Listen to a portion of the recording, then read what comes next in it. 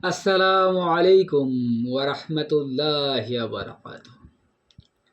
কখনো কি মনে হয় সব শেষ, কেউ তোমাকে বুঝছে না? শোনো, মানুষ না বুঝলেও আল্লাহ বুঝছেন। তুমি যখন রাতের অন্ধকারে কাঁদো, যখন সিজদায় মাথা রেখে বলো, ইয়া আল্লাহ, আমাকে সাহায্য করো, তখন আসমানের দরজা খোলা থাকে। কোরআনে আল্লাহ বলেন, নিশ্চয় কষ্টের সাথে আছে স্বস্তি। আজ তুমি কষ্টে আছো, কাল হয়তো এটাই হবে তোমার সবচেয়ে বড় শক্তি।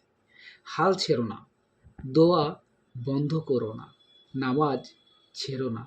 মনে রেখো, আল্লাহ কখনো তোমাকে একা ফেলে না। তুমি ভেঙে পড়লে তিনি ধরেন, তুমি হারালে তিনি পথ দেখান। আজ থেকে ভয় না, বিশ্বাস নিয়ে বাঁচো, কারণ তোমার রব তোমার সাথে আছে।